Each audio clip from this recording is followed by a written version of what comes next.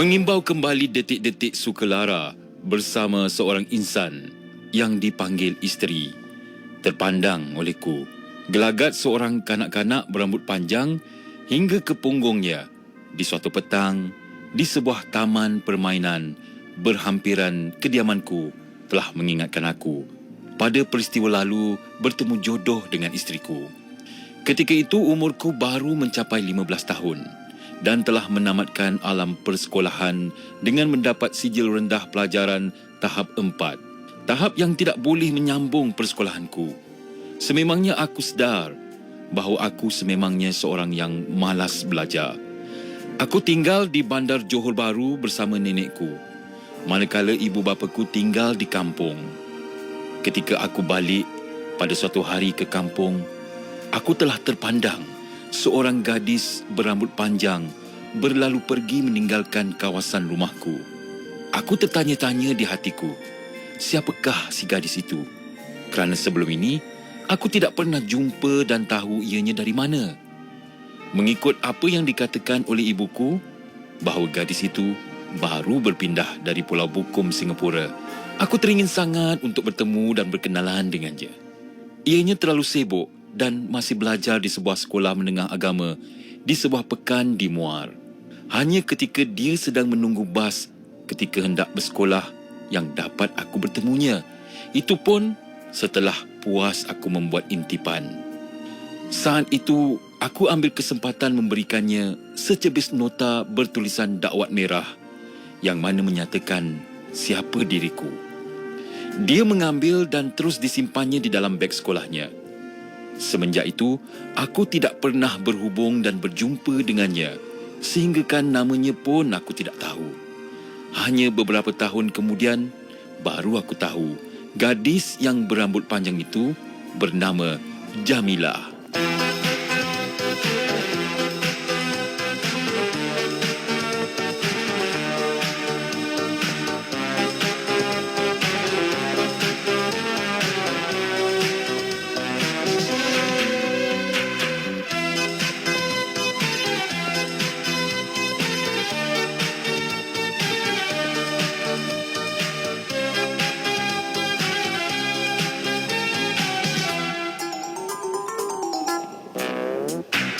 Duduk aku Jamilah, gadis ayu anak Pak Lurah. Aduh manisnya, dia pandai berdandan, dia cantik sekali, dia juga pandai mengaji. Duduk aduh Jamilah, dia pagi pergi ke kali, rajin sekali. Lewat depan rumahku, ku tegur dia malu, sambil menunduk dia tersipu. Ya Jamilah, kau gadis ayu. Ya Jamilah, engkau putus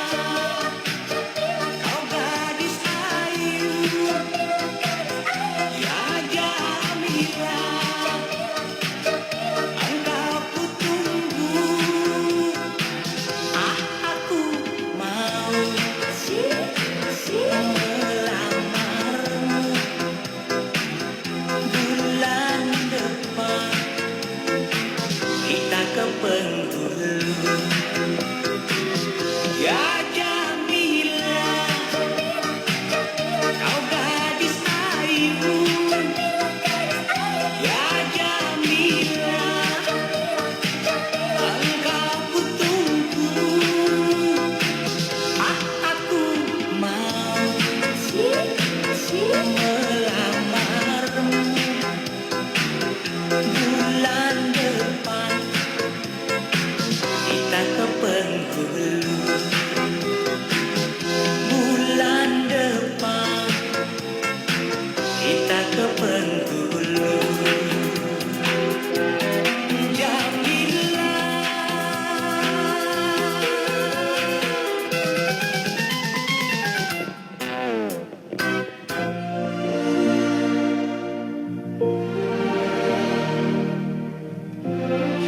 Ketika umurku 19 tahun, aku telah memasuki Angkatan Tentera Malaysia.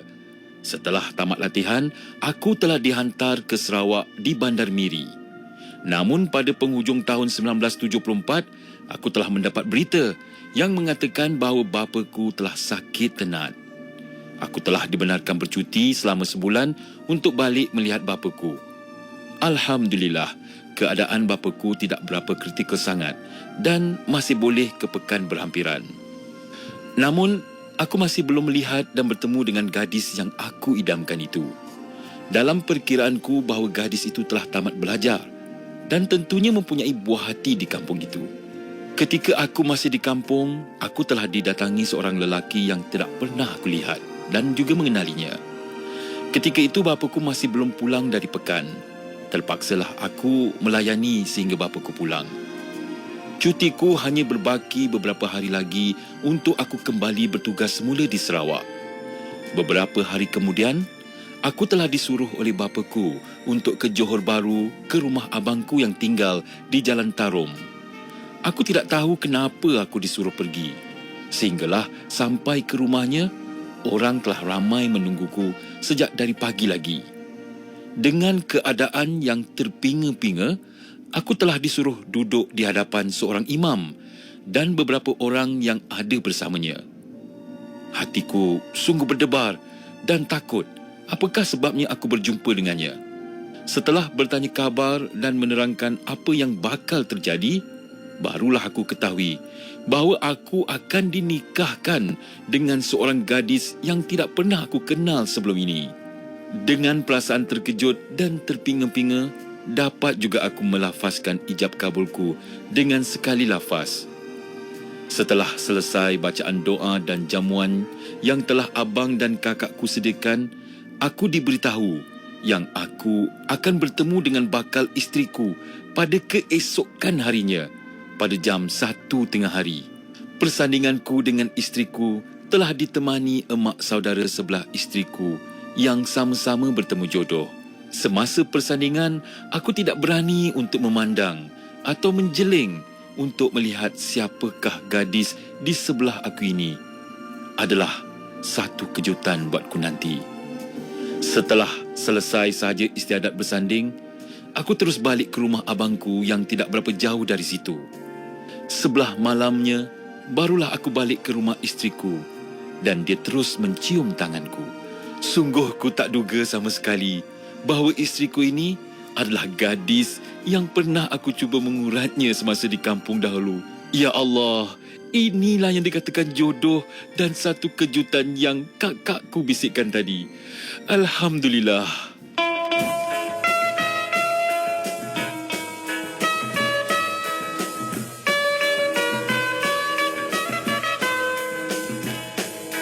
Dulu pernah aku bercinta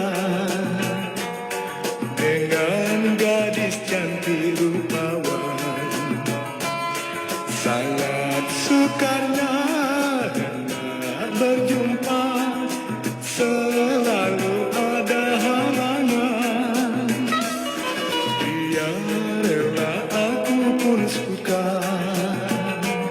sama-sama mencurah rasa. Ikatan janji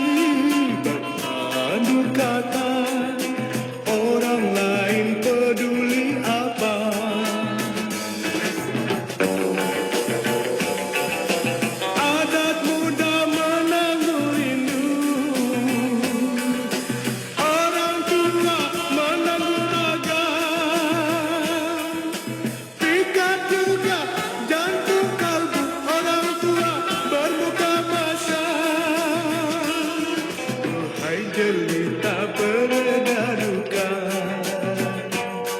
Kalau bulu akan jadinya, biarkan aku beralah saja. Kalau jodoh bertemu juga.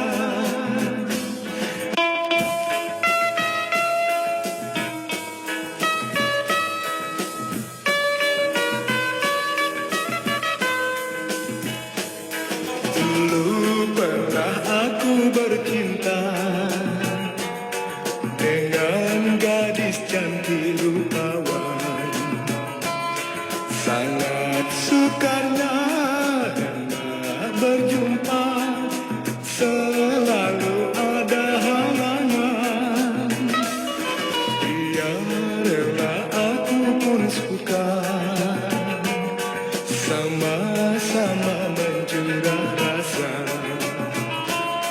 Ikatan janji berpadu kata, orang lain peduli apa.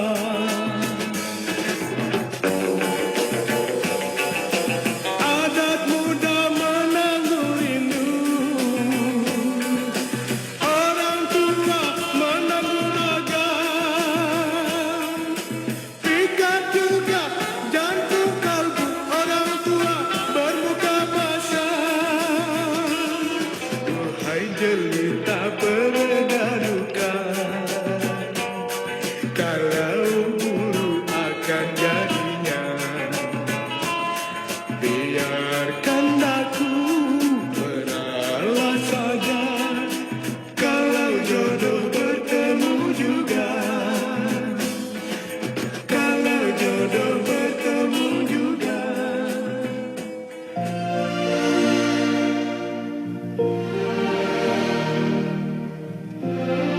Betapa gembiranya hatiku ketika itu setelah mengetahui siapa isteriku, sehingga aku tidak malu untuk menitiskan air mata kegembiraan. Kegembiraanku bersama isteriku hanya beberapa hari sahaja, kerana aku terpaksa kembali bertugas. Setelah bertugas seperti biasa, pasukanku telah dipindahkan dari Miri Sarawak ke Kem Kuala Kubu Baru, Hulu Selangor.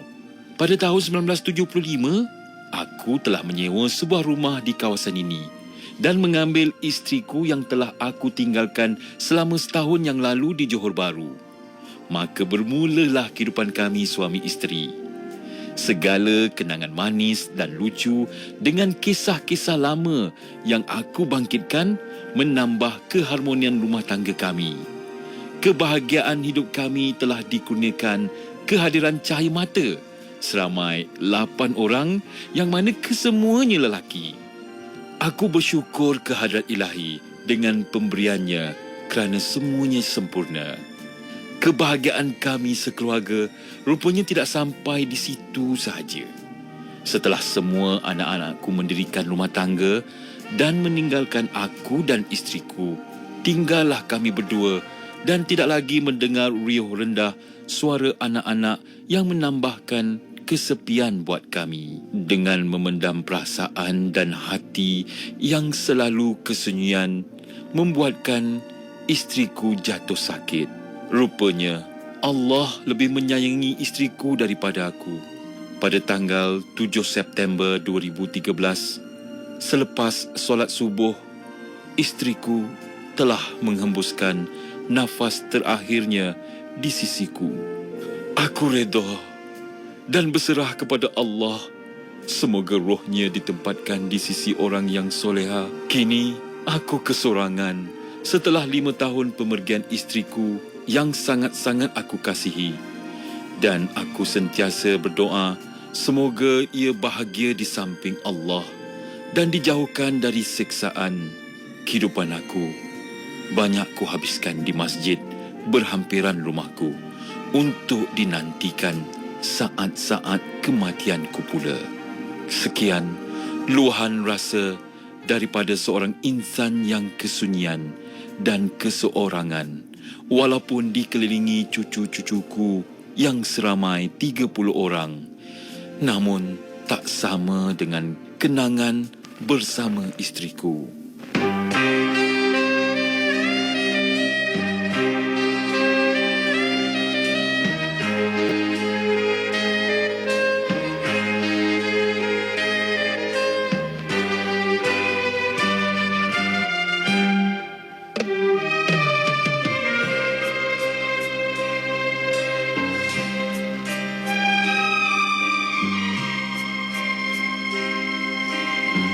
Sejak mula ku kenalmu, kemesraan terciptalah amat indah.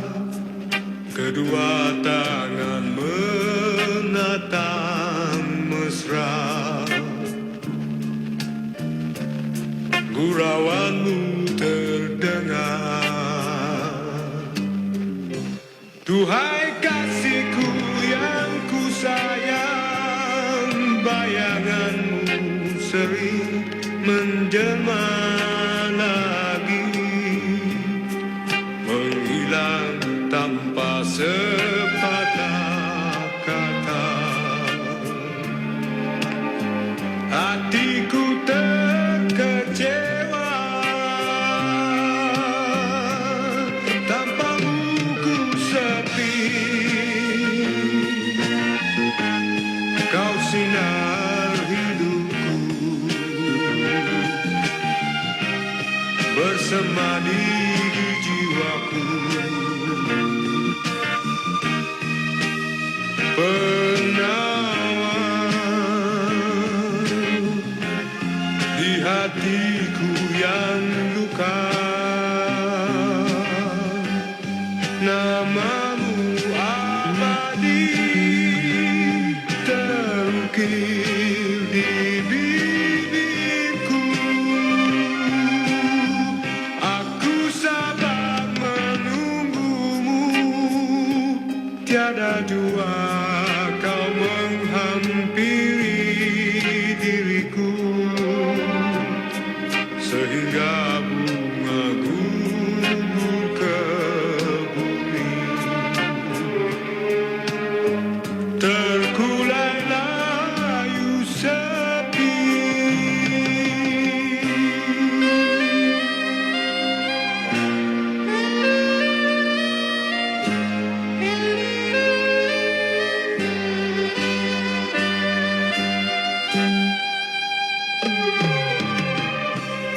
Tanpamu ku sepi, kau sinar hidupku, bersemadi di jiwaku.